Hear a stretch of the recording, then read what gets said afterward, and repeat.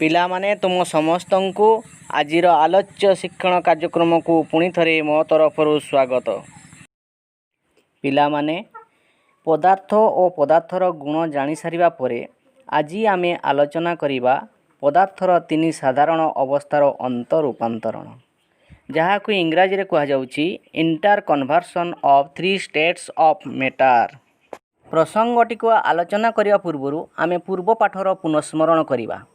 ଆମେ ପୂର୍ବ ଆଲୋଚନାରୁ ଜାଣିଥିଲୁ ଯେ କଠିନ ପଦାର୍ଥର ନିର୍ଦ୍ଦିଷ୍ଟ ଆକାର, ଆକୃତି ଓ ଆୟତନ ଥାଏ। ଏଗୁଡ଼ିକର ଖୁବ୍ କମ୍ ସଂକୋଚନ ହୋଇଥାଏ। କଠିନ ପଦାର୍ଥ ସର୍ବଦା ନିଜର ଆକାର ବଜାୟ ରଖିଥାଏ। ବଳ ପ୍ରୟୋଗ କରି କଠିନ ପଦାର୍ଥକୁ ଭଙ୍ଗାଯାଇପାରେ, ହେଲେ ଏହାର ଆକାର ପରିବର୍ତ୍ତନ କରିବା କଷ୍ଟକର ହୋଇଥାଏ। ତରଳ ପଦାର୍ଥ ବିଷୟରେ ଜାଣିଥିଲୁ ଯେ ତରଳ ପଦାର୍ଥର ନିର୍ଦ୍ଦିଷ୍ଟ ଆକାର ନାହିଁ, କିନ୍ତୁ ଏହାର ନିର୍ଦ୍ଦିଷ୍ଟ ଆୟତନ ରହିଛି।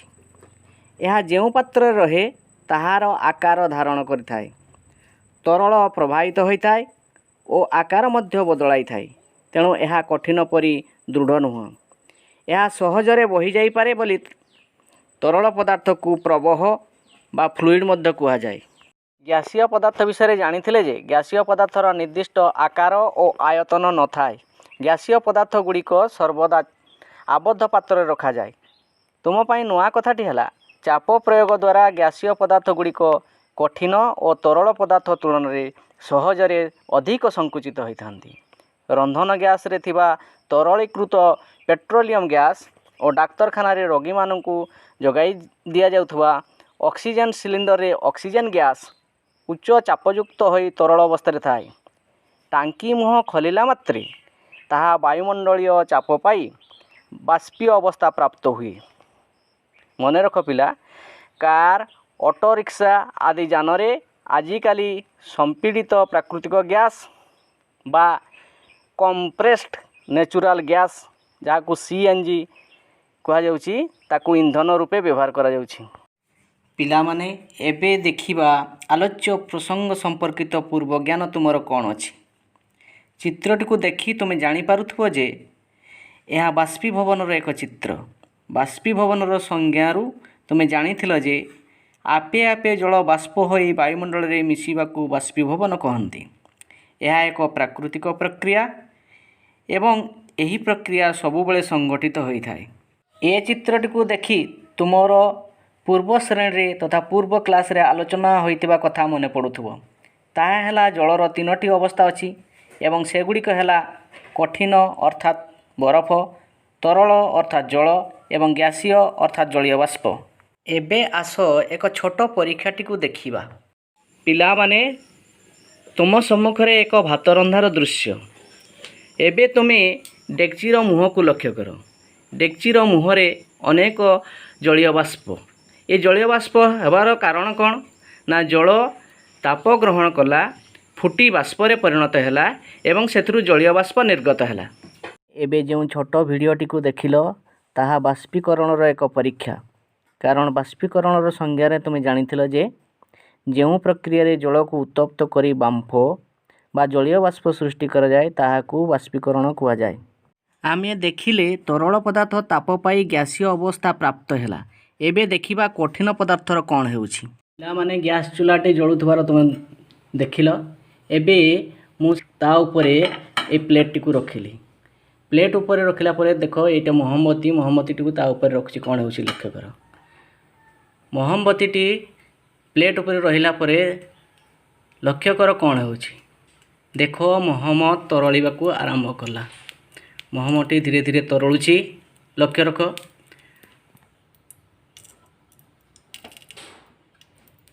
ମହମଟି ଧୀରେ ଧୀରେ ତରଳୁଛି।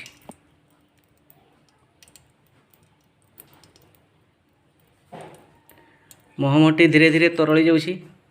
ଭଲ ଭାବରେ ଲକ୍ଷ୍ୟ କର।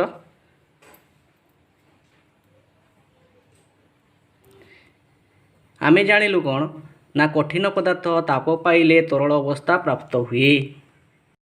ପରୀକ୍ଷା ଗୁଡ଼ିକରୁ ଜାଣିଲୁ ଯେ କଠିନ ପଦାର୍ଥକୁ ତାପ ପ୍ରୟୋଗ କଲେ ତରଳ ପଦାର୍ଥରେ ପରିଣତ ହୁଏ ଏବଂ ତରଳ ପଦାର୍ଥକୁ ତାପ ପ୍ରୟୋଗ କଲେ ଗ୍ୟାସୀୟ ପଦାର୍ଥ ହୁଏ। ପିଲାମାନେ, ଜଳୀୟ ବାଷ୍ପ ଥଣ୍ଡା ହେଲେ ଜଳକଣାରେ ପରିଣତ ହୁଏ ଏ କଥା ତୁମେ ଜାଣିଛ। ଅର୍ଥାତ୍ ଗ୍ୟାସୀୟ ପଦାର୍ଥ ଥଣ୍ଡା ହେଲେ ତରଳ ପଦାର୍ଥରେ ପରିଣତ ହୁଏ। ସେହି ତରଳ ପଦାର୍ଥକୁ ପୁଣି ଥଣ୍ଡା କଲେ ବା ଶୀତଳୀକରଣ କଲେ କଠିନ ଅବସ୍ଥା ପ୍ରାପ୍ତ ହୁଏ। ଏ କଥା ଫ୍ରିଜ୍ ମଧ୍ୟରେ ଜଳ ବରଫରେ ପରିଣତ ହେବାକୁ ଲକ୍ଷ୍ୟ କରି ତୁମେ ଜାଣିଛ। ପଦାର୍ଥର ଏହି ତିନିଗୋଟି ଅବସ୍ଥାର ଗୋଟିକରୁ ଅନ୍ୟଟିକୁ ହେଉଥିବା ପରିବର୍ତ୍ତନକୁ ଅନ୍ତରୂପାନ୍ତରଣ କୁହାଯାଏ। ଅନ୍ତରୂପାନ୍ତରଣର ରେଖାଚିତ୍ରଟିକୁ ଦେଖିବା ପରେ ତୁମ ମନରେ ପ୍ରଶ୍ନ ଉଠୁଥିବ, ଗଳନ, ସ୍ଫୁଟନ, ଘନୀକରଣ, ଊର୍ଦ୍ଧ୍ୱପାତନ, ବାଷ୍ପୀକରଣ ଏସବୁ କ'ଣ? ଆସ ତେବେ ସେ ବିଷୟରେ ଜାଣିବା। ପିଲାମାନେ, ବରଫକୁ ଫ୍ରିଜ୍ରୁ କାଢ଼ିବା ମାତ୍ରେ ତରଳିବା ଆରମ୍ଭ କରେ ଏ କଥା ତୁମେ ଜାଣିଛ। ଏବେ ମହମବତୀ ତାପ ପାଇ ତରଳିବା ଦେଖିଲ। ସେହିପରି ପ୍ରତ୍ୟେକ କଠିନ ପଦାର୍ଥ ଏକ ନିର୍ଦ୍ଦିଷ୍ଟ ତାପମାତ୍ରାରେ ତରଳିଥାନ୍ତି।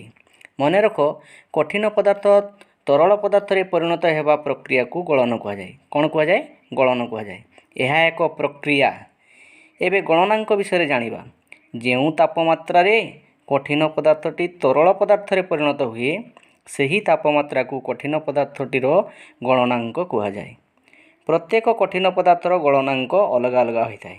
ଯେମିତି ବରଫର ଗଳନାଙ୍କ 0 ଡିଗ୍ରୀ ସେଣ୍ଟିଗ୍ରେଡ଼, ଫସ୍ଫରସ୍ର ଗଳନାଙ୍କ 44 ଡିଗ୍ରୀ ସେଣ୍ଟିଗ୍ରେଡ଼, ରୂପାର ଗଳନାଙ୍କ 961 ଡିଗ୍ରୀ ସେଣ୍ଟିଗ୍ରେଡ଼ ଏବଂ ଟିଣର ଗଳନାଙ୍କ 232 ଡିଗ୍ରୀ ସେଣ୍ଟିଗ୍ରେଡ଼ ହୋଇଥାଏ। ଏହି ଗଳନାଙ୍କକୁ ମେଲ୍ଟିଂ ପଏଣ୍ଟ କୁହାଯାଏ ଏବଂ ଗଳନକୁ ମେଲ୍ଟିଂ କୁହାଯାଏ। ମନେ ରଖିଲେ ଭବିଷ୍ୟତରେ କାମରେ ଲାଗିବ। ଯେଉଁ ତାପମାତ୍ରାରେ ଜଳକୁ ଶୀତଳୀକରଣ କରି ବା ଥଣ୍ଡା କରି ବରଫରେ ପରିଣତ କରାଯାଏ, ସେହି ତାପମାତ୍ରାକୁ ଜଳର ହିମାଙ୍କ ବା ଫ୍ରିଜିଂ ପଏଣ୍ଟ କୁହାଯାଏ। ଜଳର ହିମାଙ୍କ 0 ଡିଗ୍ରୀ ସେଣ୍ଟିଗ୍ରେଡ଼ ହେଲାବେଳେ ନଡ଼ିଆ ତେଲର ହିମାଙ୍କ 25 ଡିଗ୍ରୀ ସେଣ୍ଟିଗ୍ରେଡ଼ ଅଟେ। ଏହି ପ୍ରକ୍ରିୟାକୁ ଘନୀଭୂତକରଣ ବା ହିମାୟିତ କୁହାଯାଏ। ସେହିପରି ଯେଉଁ ତାପମାତ୍ରାରେ ଜଳ ଫୁଟି ବାମ୍ଫ ବା ଷ୍ଟିମ୍ରେ ପରିଣତ ହୁଏ, ସେହି ତାପମାତ୍ରାକୁ ସ୍ଫୁଟନାଙ୍କ ବା ବଏଲିଂ ପଏଣ୍ଟ କୁହାଯାଏ। ଏହି ପ୍ରକ୍ରିୟାକୁ ସ୍ଫୁଟନ ବା ବଏଲିଂ କୁହାଯାଏ। ଜଳର ସ୍ଫୁଟନାଙ୍କ 100 ଡିଗ୍ରୀ ସେଣ୍ଟିଗ୍ରେଡ଼। ଅନ୍ୟ ତରଳ ପଦାର୍ଥର ସ୍ଫୁଟନାଙ୍କ ଉଚ୍ଚ ଶ୍ରେଣୀରେ ପଡ଼ିବ। ଅନ୍ତରୂପାନ୍ତରଣର ରେଖାଚିତ୍ରଟିକୁ ପୁଣି ଥରେ ଭଲ ଭାବରେ ଲକ୍ଷ୍ୟ କର। ଲକ୍ଷ୍ୟ କଲା ପରେ ତୁମ ମନ ନିଶ୍ଚୟ ଆନ୍ଦୋଳିତ ହେଉଥିବ ଯେ, କଠିନ ପଦାର୍ଥକୁ ଗରମ କଲେ କ'ଣ ସିଧାସଳଖ ଗ୍ୟାସୀୟ ପଦାର୍ଥରେ ପରିଣତ ହୁଏ? ହଁ ରେ ପିଲେ, କେତେକ କଠିନ ପଦାର୍ଥ ଅଛନ୍ତି, ସେଗୁଡ଼ିକୁ ଗରମ କଲେ ସିଧାସଳଖ ଗ୍ୟାସୀୟ ପଦାର୍ଥରେ ରୂପାନ୍ତରିତ ହୋଇଥାନ୍ତି। ସେଗୁଡ଼ିକ ହେଲେ ଉଦ୍ବାୟୀ ପଦାର୍ଥ ବା ସେଗୁଡ଼ିକୁ ଉଦ୍ବାୟୀ ପଦାର୍ଥ କୁହାଯାଏ। ଉଦ୍ବାୟୀ ପଦାର୍ଥ ବା ଭୋଲାଟାଇଲ୍ ସବଷ୍ଟାନ୍ସର ସଂଜ୍ଞା ହେଲା, ଯେଉଁ କଠିନ ପଦାର୍ଥ ଉତ୍ତପ୍ତ ହୋଇ ସିଧା ବାଷ୍ପରେ ପରିଣତ ହୁଏ ଓ ସେହି ବାଷ୍ପ ଥଣ୍ଡା ହୋଇ ପୁନର୍ବାର କଠିନ ପଦାର୍ଥରେ ପରିଣତ ହୁଏ, ତାହାକୁ ଉଦ୍ବାୟୀ ପଦାର୍ଥ କୁହାଯାଏ। ତା'ର ଉଦାହରଣ ହେଲା ଗନ୍ଧକର୍ପୂର, ଆୟୋଡ଼ିନ୍ ଓ ଆମୋନିୟମ୍ କ୍ଲୋରାଇଡ଼୍। ଯେଉଁ ପ୍ରକ୍ରିୟାରେ କଠିନ ପଦାର୍ଥ ଉତ୍ତପ୍ତ ହୋଇ ତରଳ ଅବସ୍ଥାକୁ ନ ଆସି ସିଧାସଳଖ ବାଷ୍ପରେ ପରିଣତ ହୁଏ ଏବଂ ପରେ ଥଣ୍ଡା ହୋଇ ପୁନର୍ବାର କଠିନ ଅବସ୍ଥା ପ୍ରାପ୍ତ ହୁଏ, ସେହି ପ୍ରକ୍ରିୟାକୁ ଊର୍ଦ୍ଧ୍ୱପାତନ ବା ସାବ୍ଲିମେସନ୍ କୁହାଯାଏ। ପିଲାମାନେ, ଏବେ ତୁମ ବହିରେ ଥିବା ଊର୍ଦ୍ଧ୍ୱପାତନ ପରୀକ୍ଷଣଟିକୁ ଆମର ପରୀକ୍ଷା ଉପଯୋଗୀ ପ୍ରଶ୍ନର ସମାଧାନ ଆଧାରରେ କିପରି ଲେଖିବା ସେ ବିଷୟରେ ଆଲୋଚନା କରିବା। କୌଣସି ପରୀକ୍ଷଣକୁ ସଚିତ୍ର ବ୍ୟାଖ୍ୟା କରି ଲେଖିବା ସମୟରେ ଆମକୁ କେତୋଟି ସୋପାନକୁ ଦୃଷ୍ଟି ଦେବାକୁ ପଡ଼ିଥାଏ।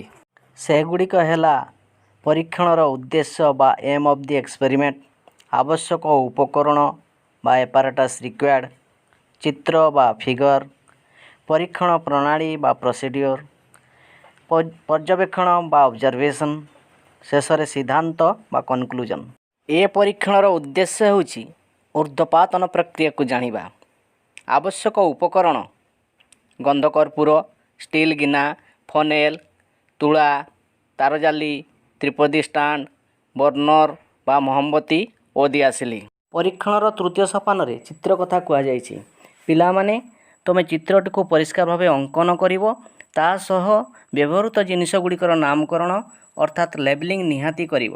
ଏବେ ଆମେ ପରୀକ୍ଷଣ ପ୍ରଣାଳୀ ବିଷୟରେ ଆଲୋଚନା କରିବା। ସମସ୍ତ ଜିନିଷ ସଂଗ୍ରହ କଲା ପରେ ଦେଖୁଥିବା ଚିତ୍ର ପରି ଆମେ ସେଗୁଡ଼ିକୁ ସଜାଇବା। ପ୍ରଥମେ ସଂଗୃହୀତ ଗନ୍ଧକର୍ପୂରକୁ ଗୁଣ୍ଡ କରି ଷ୍ଟିଲ୍ ଗିନାରେ ନେବା ଏବଂ ତାକୁ ତ୍ରିପଦୀ ଷ୍ଟାଣ୍ଡ ଉପରେ ରଖିବା। ଫନେଲର ନଳୀକୁ ଅଦା ତୁଳା ଚୁଣ୍ଟା ଦେଇ ବନ୍ଦ କରିବା। ତାପରେ ଗିନାରେ ଥିବା ଗନ୍ଧକର୍ପୂର ଗୁଣ୍ଡକୁ ଘୋଡ଼ାଇ ଦେବା। ବର୍ଣ୍ଣର ଲଗାଇ ଷ୍ଟିଲ୍ ଗିନାଟିକୁ କିଛି ସମୟ ଗରମ କରିବା। ଗରମ କରିବା ସମୟରେ ଅଦା ତୁଳା ଦ୍ୱାରା ଫନେଲର ବାହାର ପାଖକୁ ଆସ୍ତେ ଆସ୍ତେ ଛୁଆଁଇବା। କିଛି ସମୟ ଗରମ କଲା ପରେ ବର୍ଣ୍ଣରକୁ ବନ୍ଦ କରିଦେବା। ପର୍ଯ୍ୟବେକ୍ଷଣ ପରୀକ୍ଷଣର ଏକ ଗୁରୁତ୍ୱପୂର୍ଣ୍ଣ ସୋପାନ। ଏ ପର୍ଯ୍ୟବେକ୍ଷଣରେ ଆମେ କ'ଣ ଦେଖିଲୁ ସେ ବିଷୟରେ ଆଲୋଚନା କରିବା। ଗରମ କରୁଥିବା ସମୟରେ ଫନେଲ ମଧ୍ୟ ଦେଇ ଗିନା ଭିତରକୁ ଲକ୍ଷ୍ୟ କରି ଆମେ ଜାଣିଲୁ ଯେ କଠିନ ଗନ୍ଧକର୍ପୂର ଗୁଣ୍ଡ ତରଳି ନାହିଁ ଏବଂ ଫନେଲର ଭିତର ପଟେ କୌଣସି ତରଳ ପଦାର୍ଥର ଟୋପା ମଧ୍ୟ ଲାଗିନାହିଁ। ଯେଉଁ କଠିନ ପଦାର୍ଥର ଆସ୍ତରଣ ଲାଗି ରହିଛି ତାହା ଗନ୍ଧକର୍ପୂରର ବାଷ୍ପ ଥଣ୍ଡା ହୋଇ ତା'ର କଠିନ ଅବସ୍ଥାର ଆସ୍ତରଣ ମାତ୍ର। ସିଦ୍ଧାନ୍ତରେ ଆମେ ଲେଖିପାରିବା ଯେ ସଂଜ୍ଞା ଅନୁଯାୟୀ ଉପରୋକ୍ତ ପରୀକ୍ଷାଟି ଊର୍ଦ୍ଧ୍ୱପାତନ ଅଟେ। ଏହିପରି ଉଦ୍ବାୟୀ ପଦାର୍ଥର ପରୀକ୍ଷଣଟି ମଧ୍ୟ ଲେଖାଯାଇପାରିବ। ପିଲାମାନେ, ଆଜିର ଶିକ୍ଷଣ କାର୍ଯ୍ୟରେ ତୁମେ କେତେ ଜାଣିଲ ଜାଣିବା ପାଇଁ ନିଜକୁ ତଉଲିବାର ସମୟ ତୁମ ପାଖରେ ଉପନୀତ। ସେଥିପାଇଁ ଦିଆଯାଇଥିବା ପ୍ରଶ୍ନର ଉତ୍ତର ଲେଖି ହ୍ୱାଟ୍ସଆପ୍ ଗ୍ରୁପରେ ପ୍ରଥମେ ପଠାଇ ସୁନା ପିଲା ହେବା ପାଇଁ ଚେଷ୍ଟା କର। ପିଲାମାନେ, ଜଗନ୍ନାଥଙ୍କ କୃପାରୁ ସମସ୍ତେ ଘରେ ଭଲରେ ଥାଅ ଏହି କାମନା କରି ରହୁଛି। ପୁଣି ପରବର୍ତ୍ତୀ ପର୍ଯ୍ୟାୟରେ ଆମେ ଦେଖା ହେବା।